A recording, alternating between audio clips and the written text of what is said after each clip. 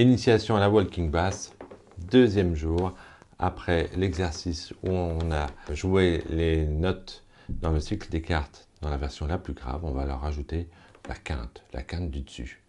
Donc qu'est-ce que c'est? La quinte de l'accord, eh bien tout simplement, c'est la structure principale de l'accord, les deux notes les plus importantes de l'accord.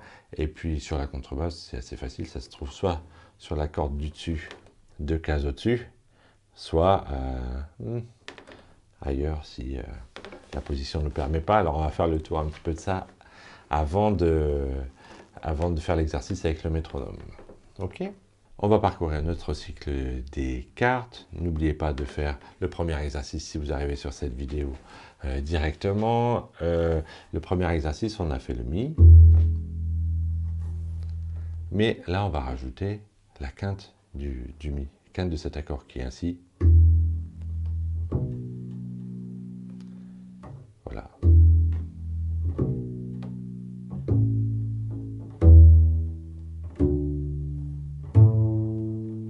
Donc à chaque fois, on va jouer la quinte de l'accord.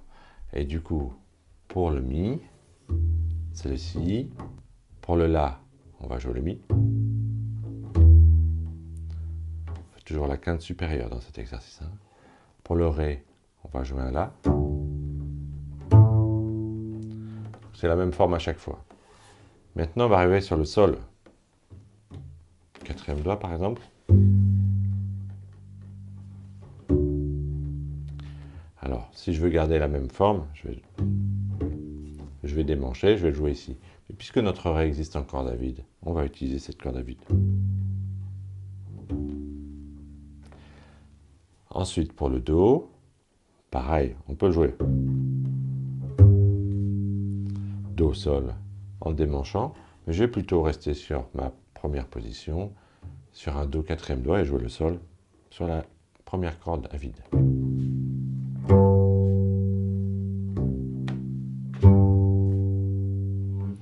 L'intérêt de cet exercice, c'est aussi de nous amener à poser la question de la justesse.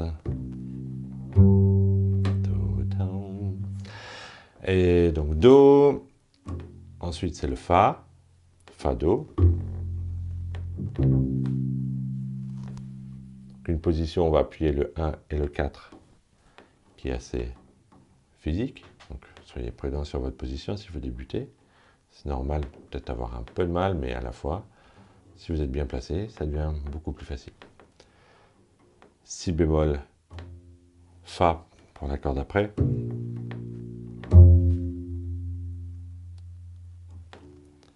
Mi bémol, Si bémol pour le suivant.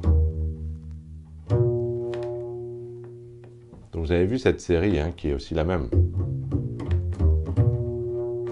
À chaque fois, la même forme qui se répète jusqu'au Mi bémol. Au La bémol, ça ne marche plus. Que va-t-on faire? Alors, quelle est la quinte du La bémol?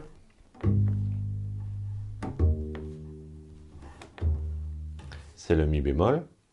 Et comment jouer le Mi bémol? Il y en a deux façons. Il est soit ici, au premier doigt, mais ici, au quatrième doigt, on est obligé de démancher. Donc, on va démancher. Ou on va être sur le La bémol premier doigt et on va venir jouer la même forme qu'on faisait.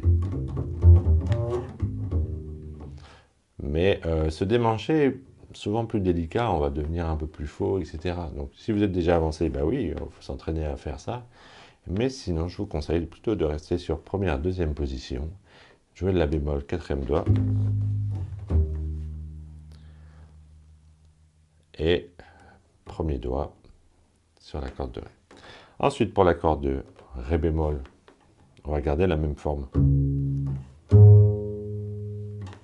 Ré bémol ou Do dièse. Et la quinte, ça va être le La bémol. On va trouver, si on démanche, d'un ton vers le haut. Ou bien, toujours la même forme. Bien sûr, vous avez compris qu'avec le Fa dièse, on va pouvoir continuer sur le même endroit, mais notre Fa dièse, ce n'est pas le plus grave celui-ci. Du coup, on va plutôt continuer. La bémol, Mi bémol, Ré bémol, La bémol, et ensuite Fa dièse, Do dièse. On va retrouver notre forme, 2 cases au-dessus, une corde au-dessus. Voilà. Ensuite, dernier accord, c'est un Si, premier doigt.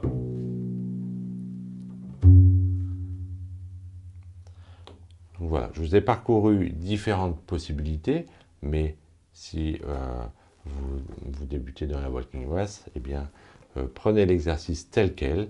Si vous voulez télécharger le PDF, eh bien, dites-le moi dans les commentaires. Je vous fais un beau PDF avec la partition et on va toujours faire le même exercice, se rôder à jouer la note la plus grave possible, dans la position la plus confortable possible, avec sa quinte. Allez, on y va. Pour l'exercice complet, tac, petit métronome.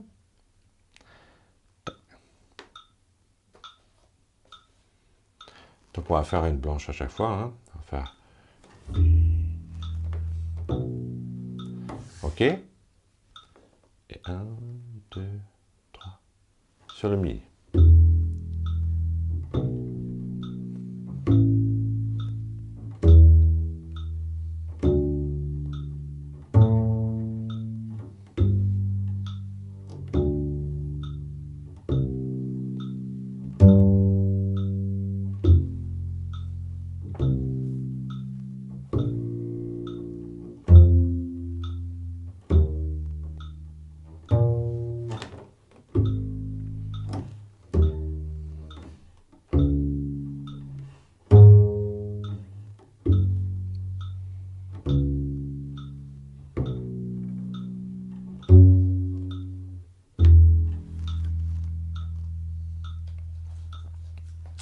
Et voilà notre cycle des quintes parcouru, des cartes, des quintes, cycle des cartes parcouru avec les notes les plus graves et la quinte supérieure.